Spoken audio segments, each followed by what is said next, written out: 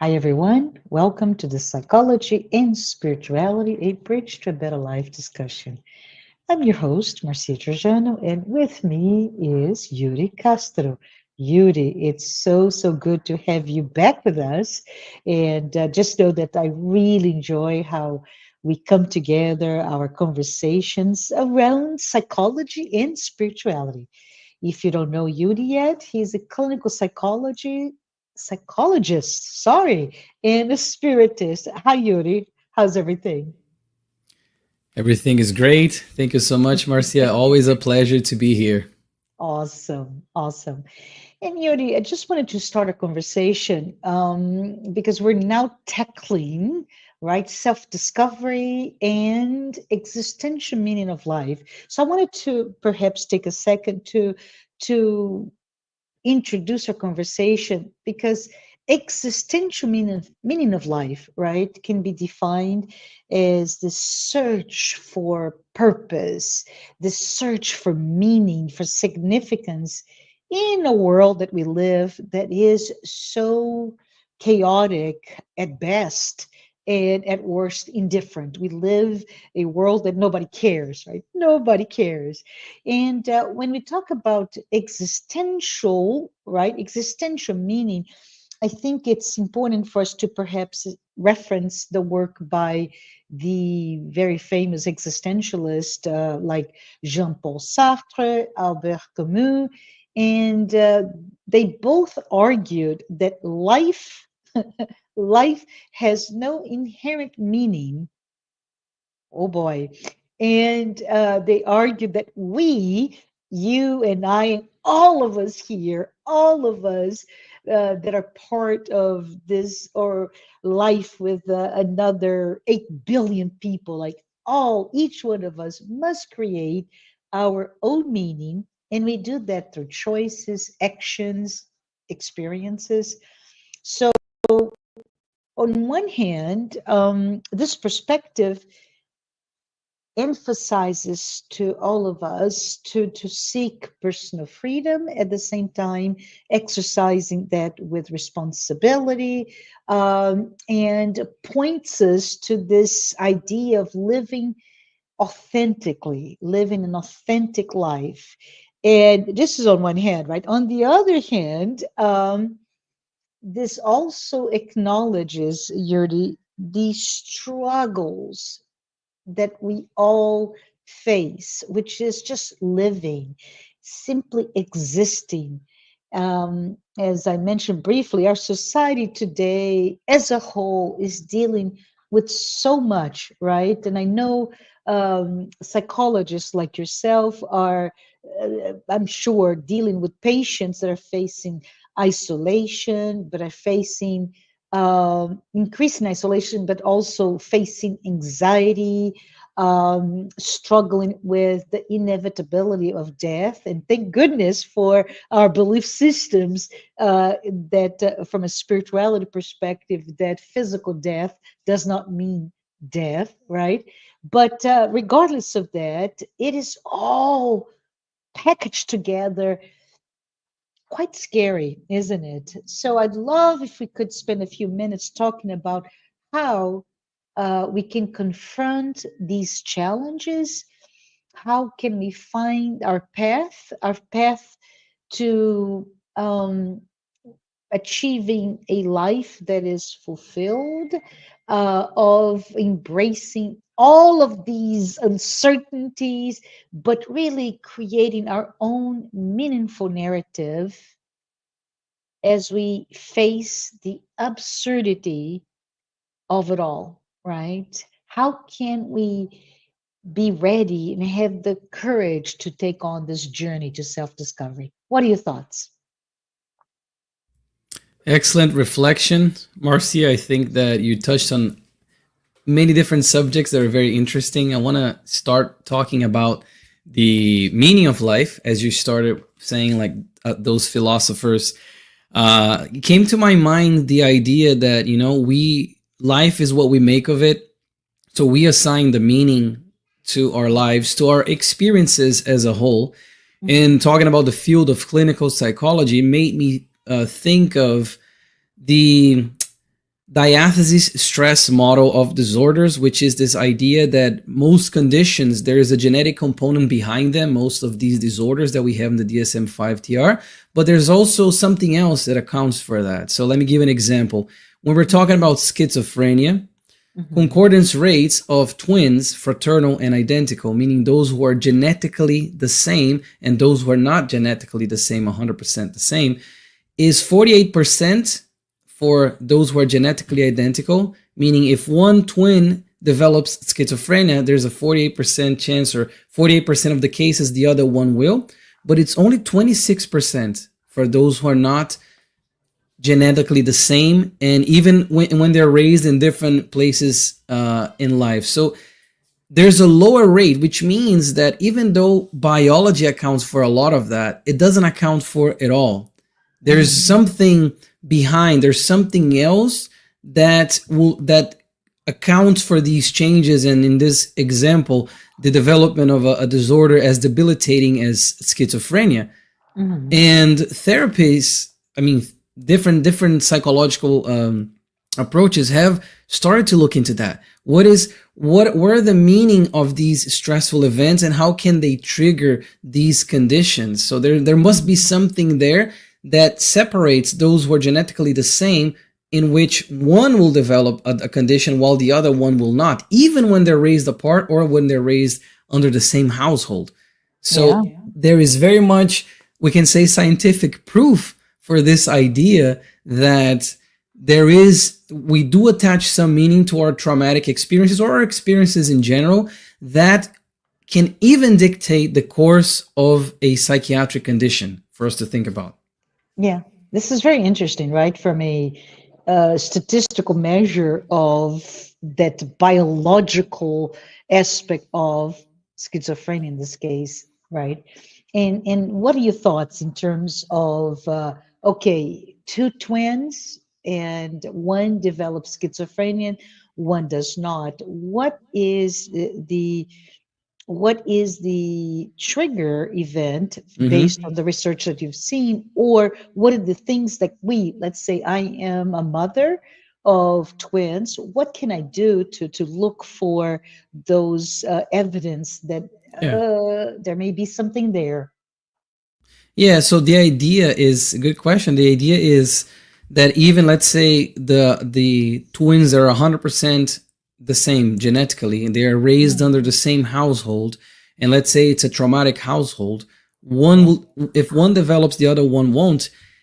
It already hints to this idea that psychologically there is a difference in those two, even though everything, if you think about it, everything is the same. The environment is basically Yeah. the same. Yeah. Genetically, they're the same. They're physically and everything are, they're identical. They're the same. But Mhm. there's something else there, and that's why I think, and this is where I think Spiritism brings Mhm. so much light into this issue, because yes, through the eyes of our through our materialistic eyes, through the eyes of the world, superficially, they are the same. They are raised the same. How can one develop and the other one doesn't? But then we've got to remember that all of this, all of the material is passing, is in passing. It's not gonna last. It's ephemeris. But there's a Yeah. spirit inside. There's an eternal spirit inhabiting that body with its own set of challenges, with its own sets of qualities. So that is the biggest leap, I think, and that's where Spiritism can contribute so much to science in general, to the psychological field, by shedding Mhm. light into these individual differences that exist, no matter if the environment is the same, no matter if genetically they're the same. So let me pivot back to the question, right? So for a parent looking to the external evidence of this or that, it doesn't matter because it's superficial. It's material. It brings that material lens to which we're looking at life. So, how can we pivot that to what about our journey, this self discovery journey? Because it is a very individual journey, right? A parent cannot do that journey for the child, right? How can we use that to really um, understanding to what you were alluding earlier, this attributing meaning to our lives. Great question. I mean, it is this idea that no, we're all individual beings, and you mentioned the parents. So what to look for is Hmm. definitely to look for any signs of trauma, anything that those, let's say, mother of twins or Hmm. father of twins, that, and Hmm. knowing that those two are different. They're very different. They're different spirits. They're different individuals. Hmm. So looking Hmm. for signs on both of them, but understanding that one may show signs and the other one may Yeah. not. But that doesn't mean that the one that's showing will develop. It could be actually the Hmm. other way around. So just Yeah. being mindful and attentive as a parent to the individual differences and the individual needs of both of them. And let me tie that to your second question of the self discovery, because, yeah, the self knowledge or the self discovery, this process, this arduous process that we're still going through, also puts the light back on us. The mirror is raised and we're looking at ourselves and seeing, okay, what are some of my own challenges? What are some of my own shortcomings? What are some of Hmm. my own abilities, and how can I contribute to not only my life, my own, process of individuation, my own idea of this development, but also to those around me. Yeah. Very, very, very interesting. Um, Reflections, right? Indeed, Joanna de Angelis, she has written extensively about this topic. So whenever she talks about self-discovery, she really emphasizes this importance of taking the time, investing the energy for this self-discovery through introspection and understanding who we are truly. But how can we do this? Do you know anything that we can perhaps bring here as aspects for how to start our own journey and how to uncover those layers, right? And we peel one layer, there's a deeper one that belongs to us in this, as Freud puts, right, our personal unconscious. And Jung explores even further with the collective unconscious. But those are so many layers that we are immersed in. How can we start to be able to peel those through the journey of self-discovery? What are your thoughts? And maybe you can elucidate to everyone here on this live. Yeah, so I think that the first step is to have the courage to look inward, to have the courage to put, like I said, to raise the mirror and try to see Yeah. what can we discover. Because if we look at the word itself, self-discovery, we're discovering, and the process of discovery means that there's something there. So Yeah. what are we gonna find? Once when we put the mirror to ourselves and we're trying to look to see what we're gonna encounter, what we're gonna discover, because there is something there. And what is there is this immortal spirit with all its flaws and its abilities and all of the things that he has accomplished. But there's so much more that we need to accomplish. There's so much more that we still have ahead of us in terms of growth, in terms of development. So And from the back, sorry to interrupt, but from the back, right, all that we carry, that we bring in, we can say there are trauma, there are moments of extreme pain that we carry that we may not be truly aware of, almost as if. Um, use the word self-discovery, and the mental image, Yuri, is the pioneers. Let's talk about North America, right? So if you think about even today, how strenuous it is to, if you say, I'm going to go on a hike, right? I'm going to go on a hike today. And oh, what do I have to take with me?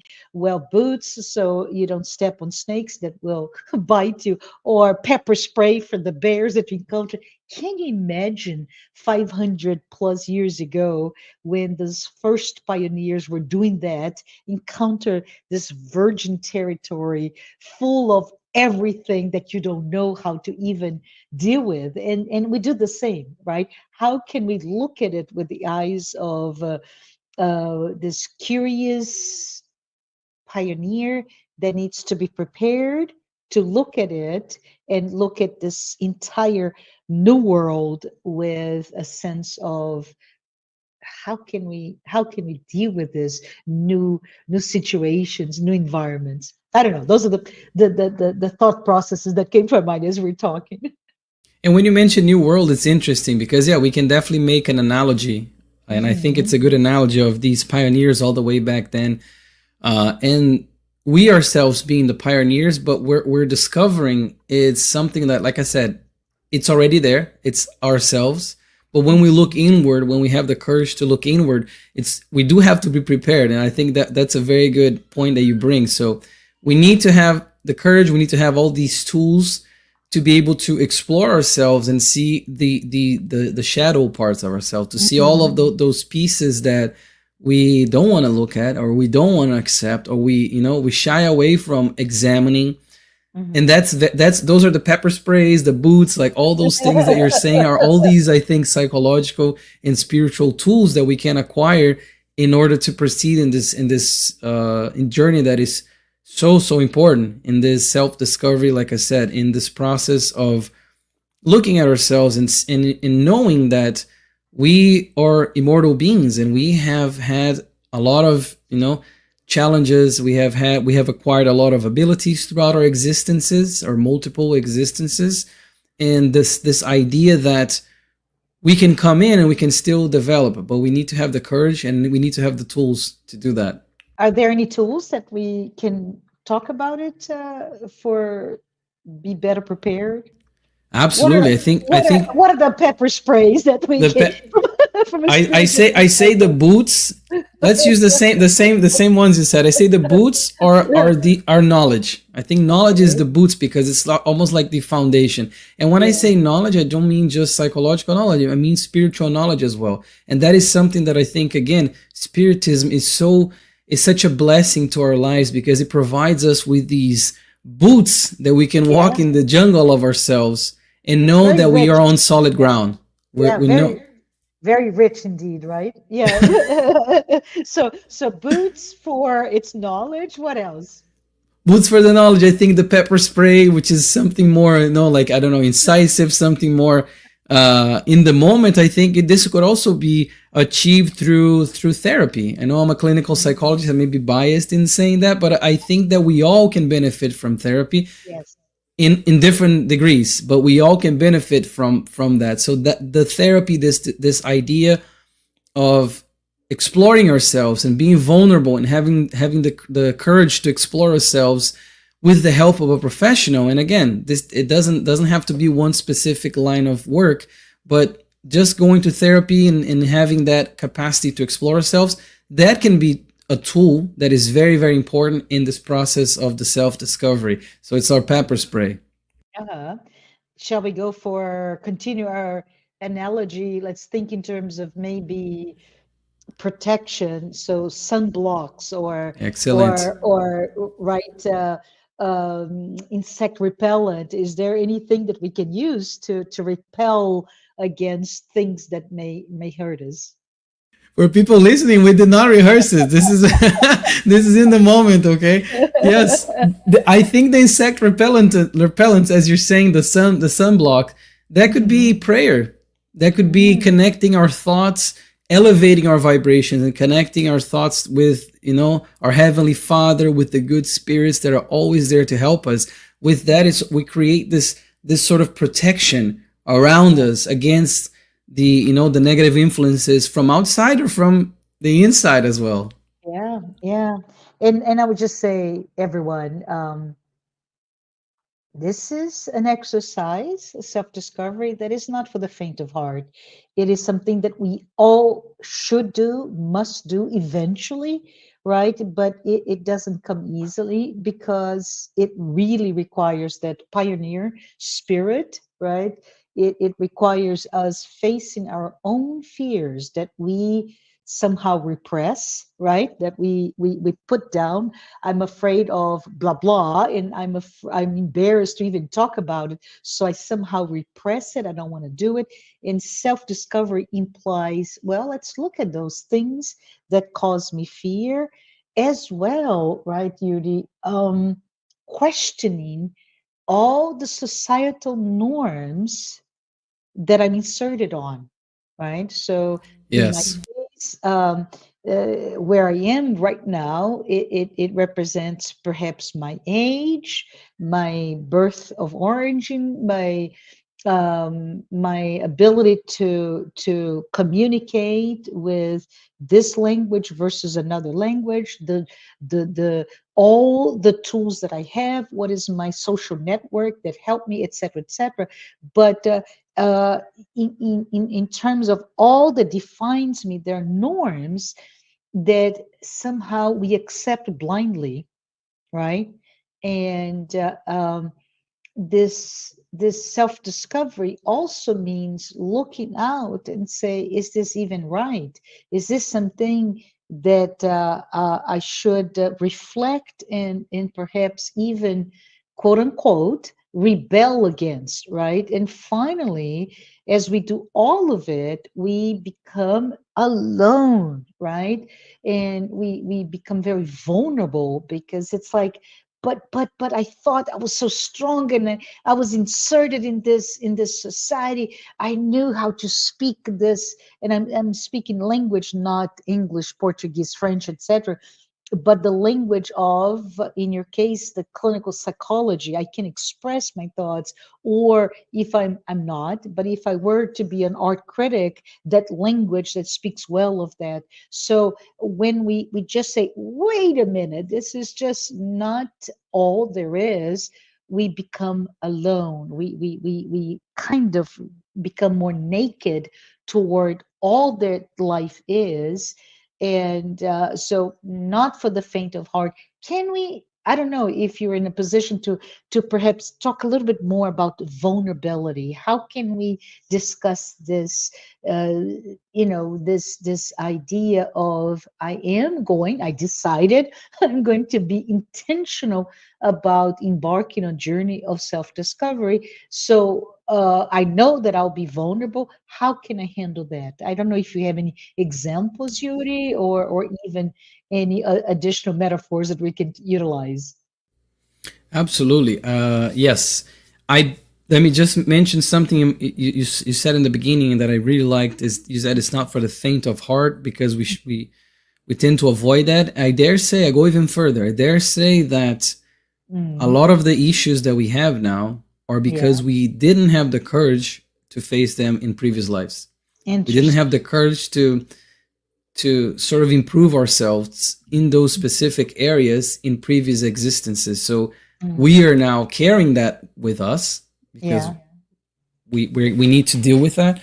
So it is not only a blessing to be able to go on the self discovery process, but it's also a necessity for yeah, us to continue to evolve, in the process of our spiritual depuration.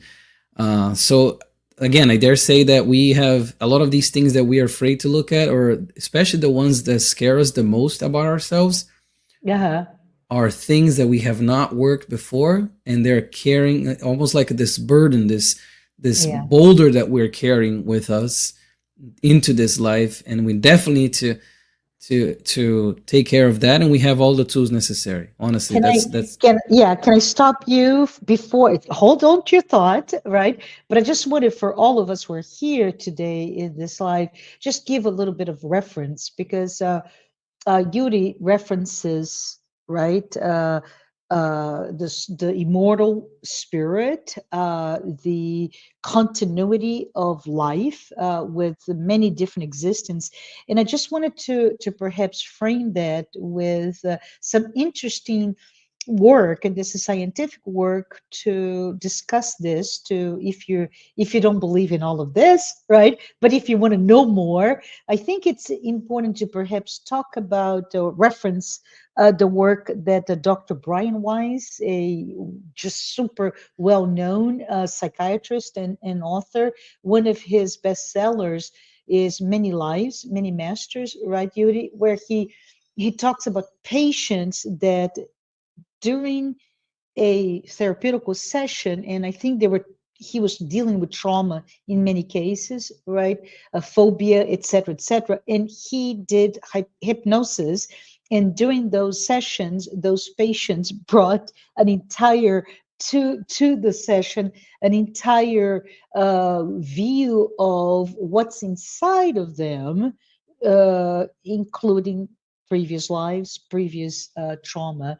And the other work that has been brought to us, quite well known, is the work by Dr. Ian Stevenson.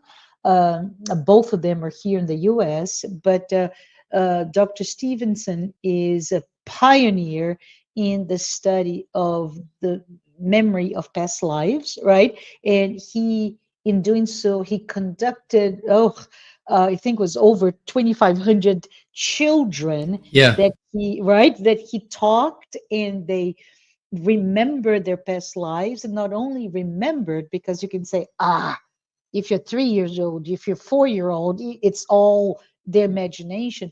But those were documented, and those were also confirmed, including I'm taking too long here, but I thought it's super cool to talk about. It was the fact of James Leininger. He was a young child that he started to have nightmares. I don't know if you remember that, Yuri, but he started having nightmares, and he kept coming back with the idea that he was a second World War II, Pilot. Yeah. yeah, pilot. And he remembered, and not only he remembered the name of his previous life. He remembered very specific details of the aircraft that he was piloting, and all of it, and all of those details were confirmed. So I just love it, because as we talk about self-discovery in this archives of past experience, is important for us in this discussion to understand. You go through self-discovery, but you also start to enter things that you didn't even know was there, right? Yes. Can I add another one? Yes, of course. Jim Tucker, which is Yes. a student, I guess, of Dr. Stevenson. He has Yeah. a book called Life Before Life. In Mhm. that, he also investigates cases throughout the world. So he's removing the cultural aspect, because some people may say, oh, because some cultures tend to believe more in past lives and reincarnation. He goes through cultures all over the world, gets people who speak the language. So he's also he and his team, they also exclude the confounding variable, as we call in research, of the language, translation. They Mhm. go and they see cases through in the entire world. So I definitely recommend that one. It's called Life Before Life by Dr. Jim Tucker. Nice. I have put all of that information for us, so you can see, references in the um, notes about today's episode. But let's go ahead and Yes. continue, because I interrupted you. So my apologies. So we're talking about vulnerability, right? And Yes. how in doing so, you need to be strong, and really, I love that um, that reference, Yuri, that reference that we are pioneers, right? And that we need to have courage. We need to have our protections. Those protections, as you mentioned, are, for example, knowledge. For example, embarking in therapy, or therapeutical processes, and as well as use the tools, including prayer, meditation, etc., to safeguard and align you with the divine, right? But let's talk a little bit about more about that sense of vulnerability, because as you go looking inside, you can access your past lives as well, as you're mentioning. Yes. And for that, I want to mention Brené Brown. She became quite Mhm. famous recently, but her whole work is on. I mean, not whole work, but a lot of the work that she does is on vulnerability, and it has brought some incredible knowledge to us. Mhm. And you mentioned something about society. When I think about, we have to be vulnerable to be able to go on this process of self-discovery and find Mhm. what meaning we tie to our lives.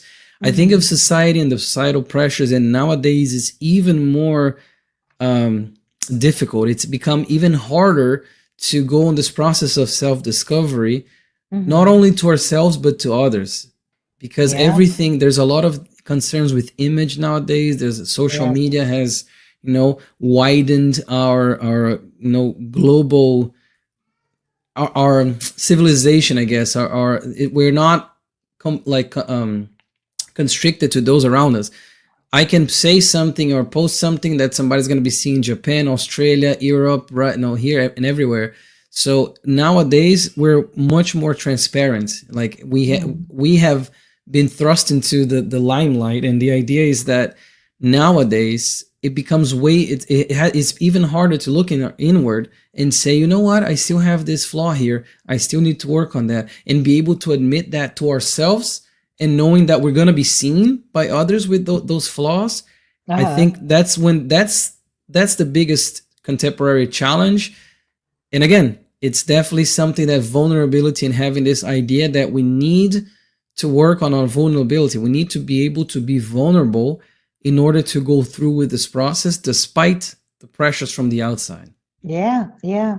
And I just want to say what you said sparked another thought process here in my mind, which is, well, I don't know, in the age of television, right?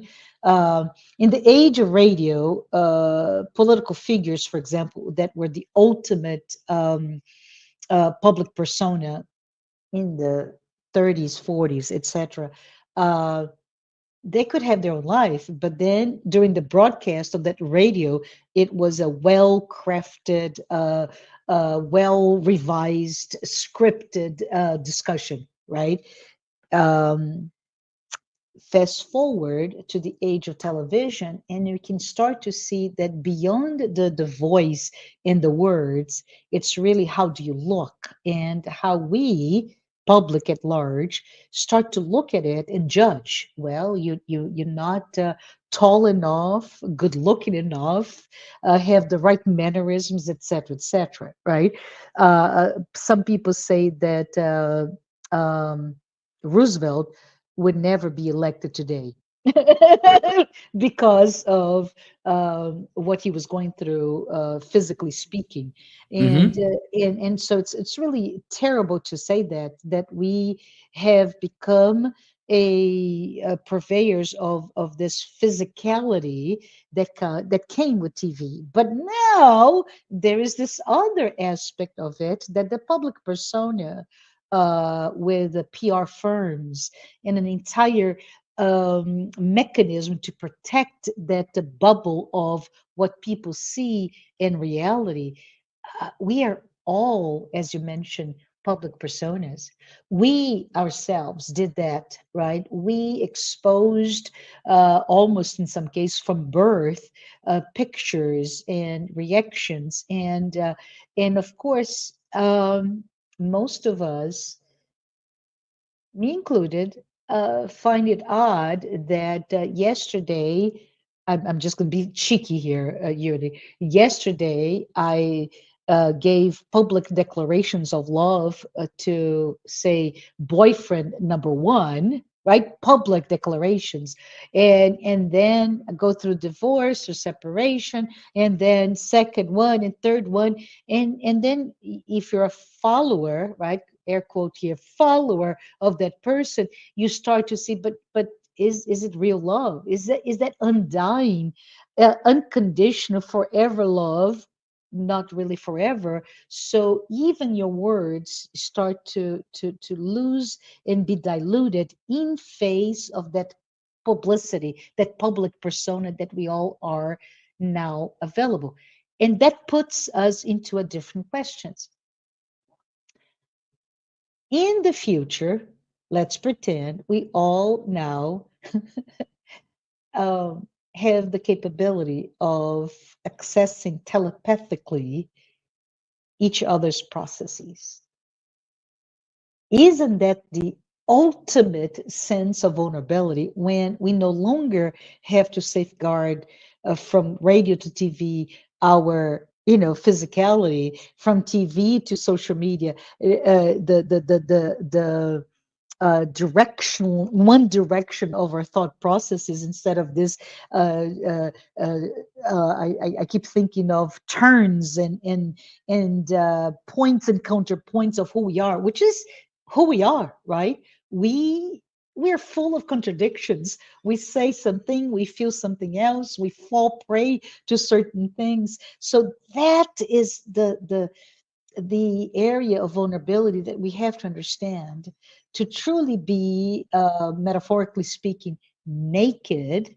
We need to be authentic. So forget about those masks that we create about what we would like to be, but who we're not, and let's embrace who we are. Does this make sense to you, what I'm saying?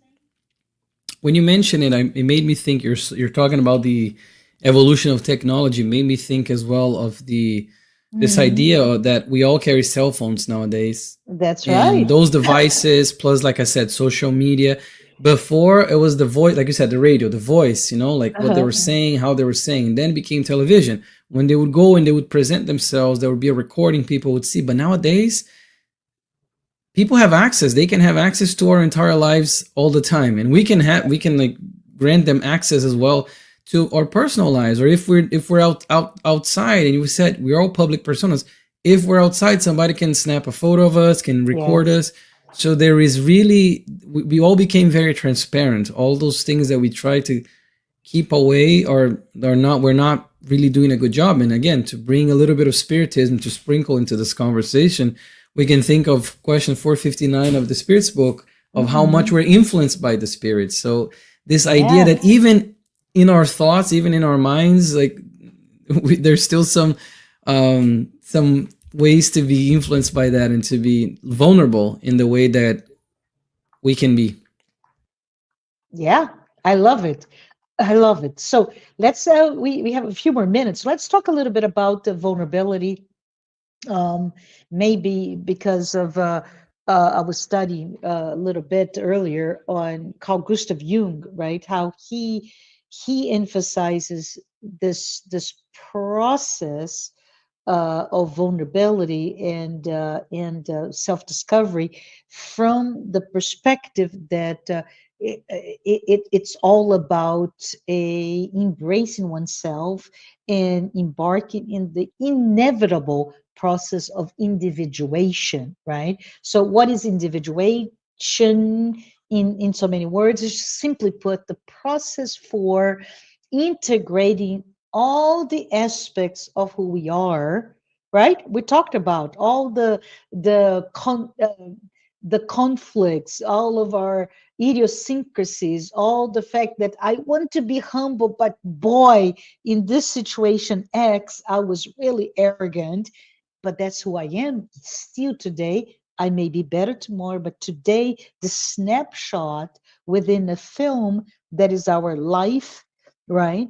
In that moment, I may not correspond with my behavior, with my intention. So, all of that multiplicity of aspects of our personality that we bring, which reflects our, as you mentioned before, Yuri, our long journey, right? And I'm talking to you, putting my hands towards my back because it's the sense that we carry this journey that we're not even aware it's behind us, but it betray us. That journey betrays us in what we are today. There is an interconnectedness on the Marcia from yesterday, the Marcia today, and Marcia tomorrow. Absolutely. Right. So let's talk a little bit about how does self-discovery, how embracing those multifaceted aspects of who we are and how we behave. So it's a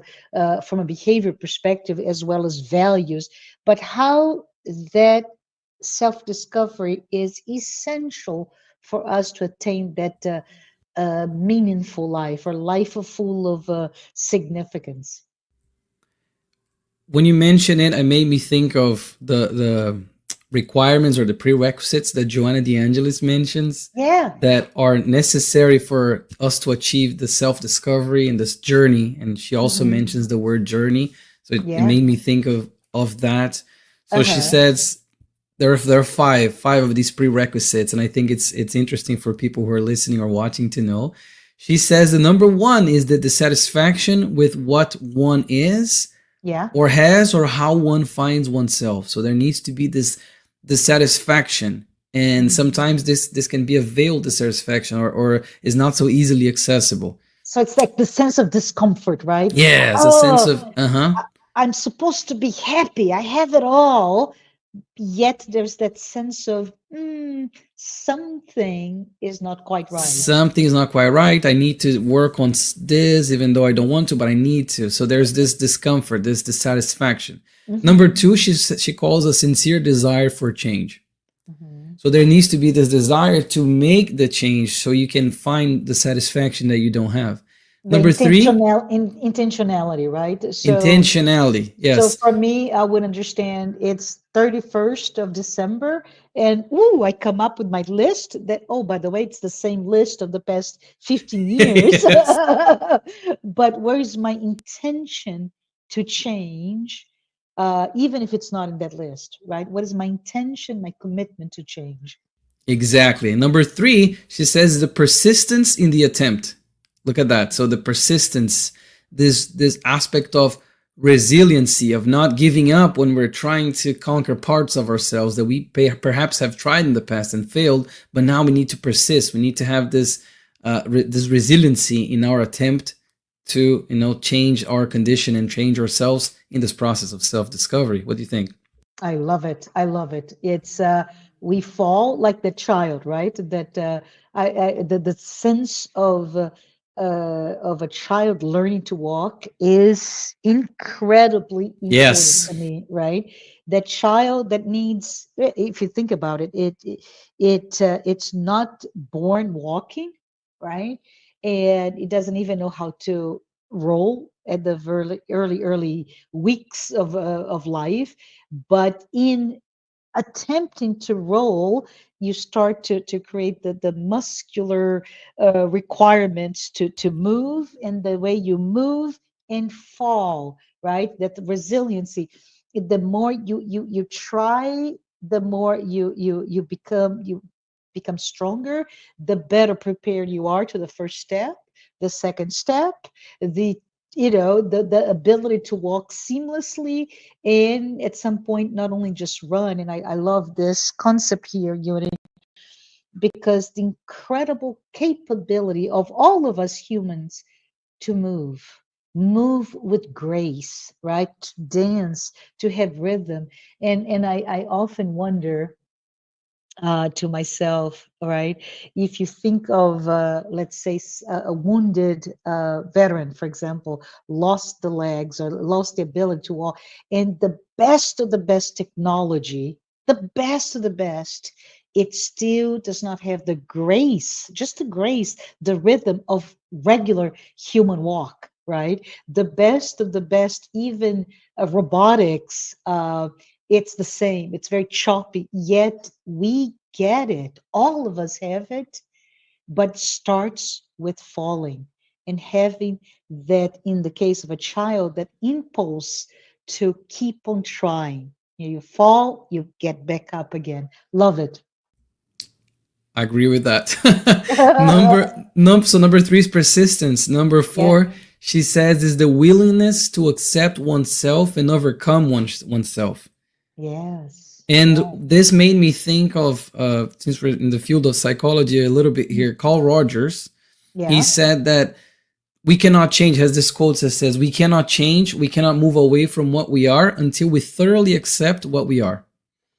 So this Yeah. willingness to accept our condition, accept, our flaws and try to work on them. But if we don't have the acceptance piece, and I usually like to make this reference with being diagnosed, let's say with a cancer, you Yeah. can get the diagnosis, and Mhm. but you only gonna start treatment when you accept the reality that you have the diagnosis. And I think the acceptance is almost the bridge between, when you find out what you have and the issue, and the healing process, the treatment. The acceptance is this bridge that Yeah. connects that.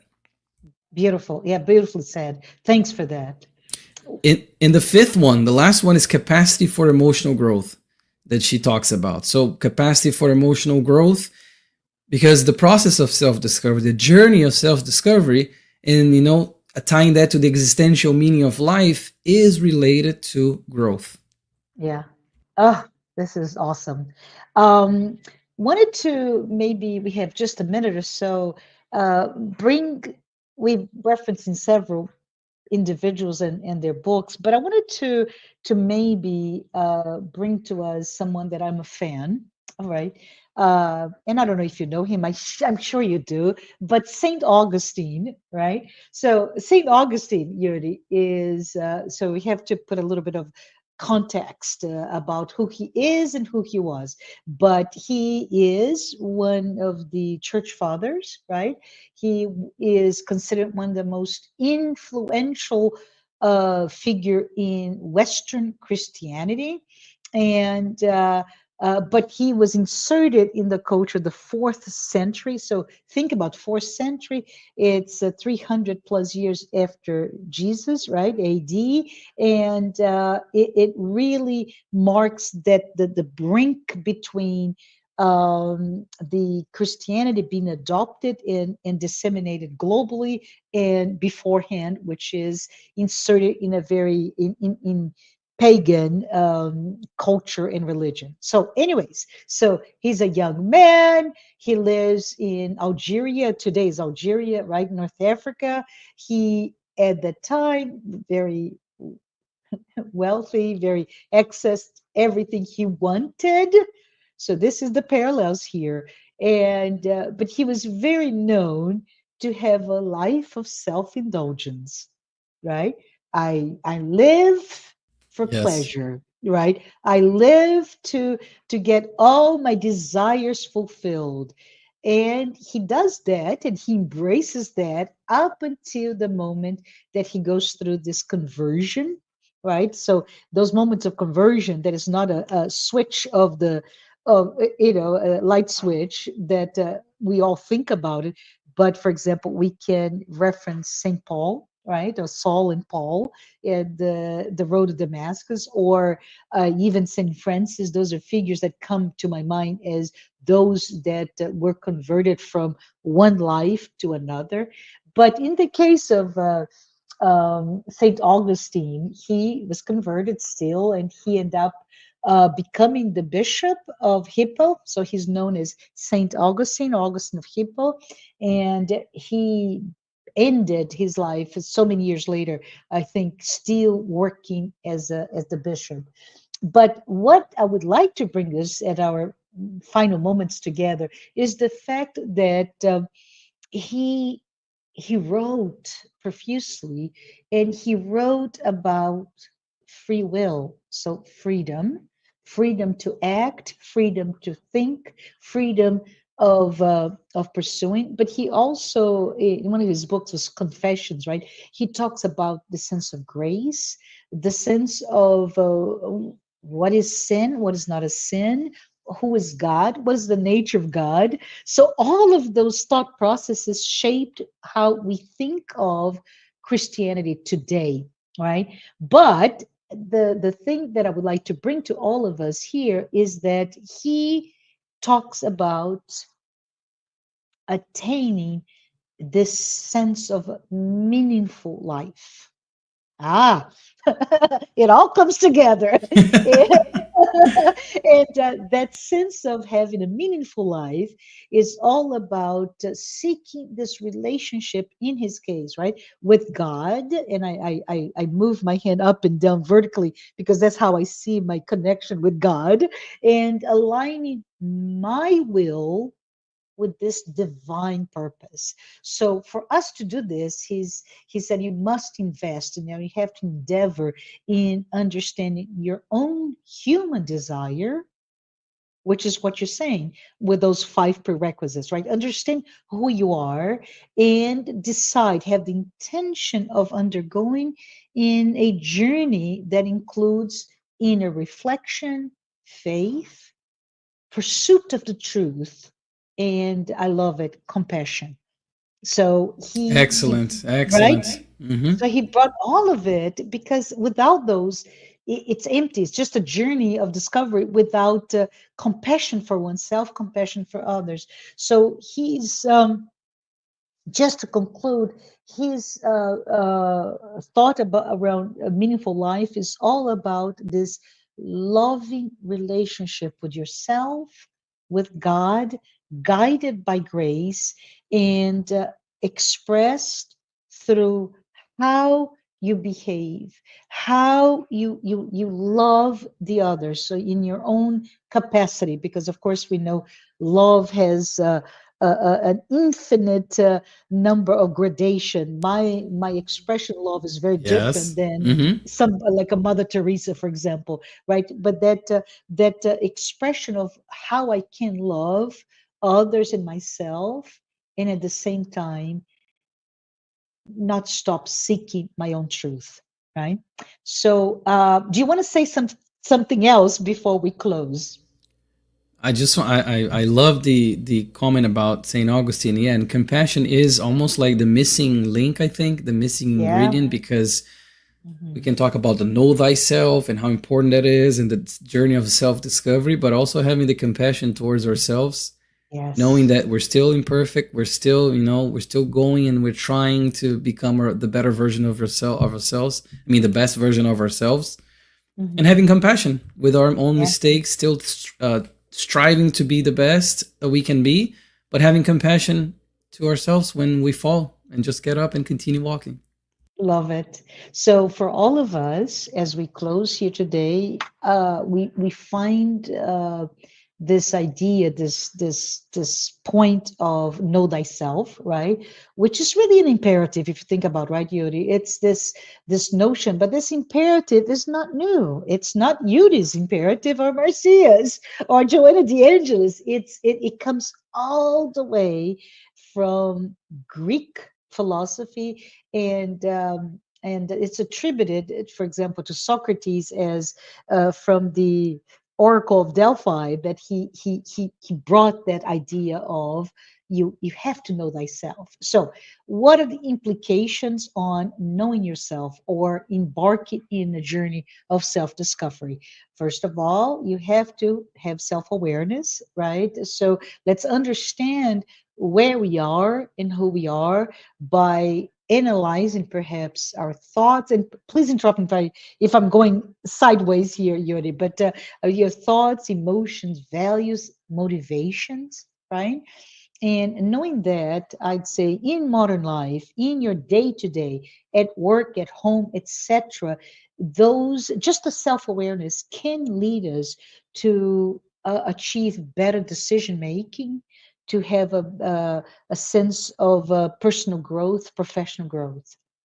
This is number one, perhaps. But if we keep on going with that, we talk about knowing thyself, right? Know thyself imperative as a sense of authenticity, and knowing who you are.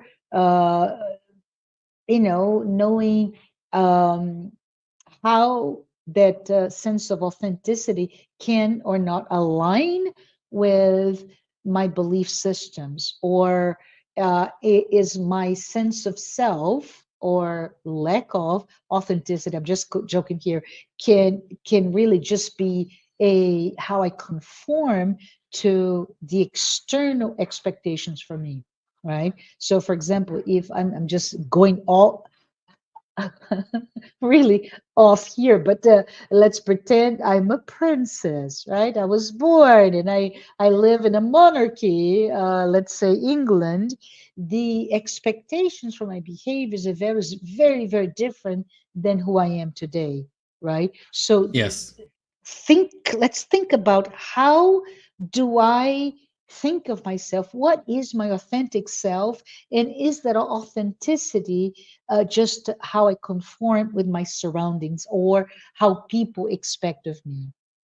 um, Responsibility, right? So it's a sense of for me to know thyself myself is I need to understand how my decisions, my thoughts, my omissions really brings a result, and how I am responsible for that, how all of my behaviors impact or not others around me, right? And I think if I can just finish up here is to understand that knowing ourselves can really, as you mentioned and Joanna mentioned, provide a sense of resilience in facing our own life's challenges, how it also can help us navigate our own difficulties with clarity, but most important, purpose, right? So, overall, what we can say, know thyself. Let us really embrace this foundational principle for our own development. Okay. Love But it. thank you. And this is, we are at time. We're really at the brink of my time to say goodbye. But I just want to say, if this is the first time you listen to our program, please note the Psychology and Spirituality weekly talks are based on the works of Joanna de Angelis, but we're here to save to offer the safe space for us to talk, to compare, to confront, right, between thinking and ideas. But this is all about bringing concepts that are spiritual in nature from a psychological perspective. So it's really marrying those perspectives so that we all can lead a better life. I want to thank our sponsors. They are Mansão do Caminho, the United States Spiritist Federation, the International Spiritist Council, and AMI Brazil. And for those who do not know, it's AMI Brazil is the Brazilian arm of the Medical Spiritist Association. With that, I want to say thank you and hope to see you back again next week. Thank you, Yuri, for being with us. Bye, everyone. Thank you. Bye bye.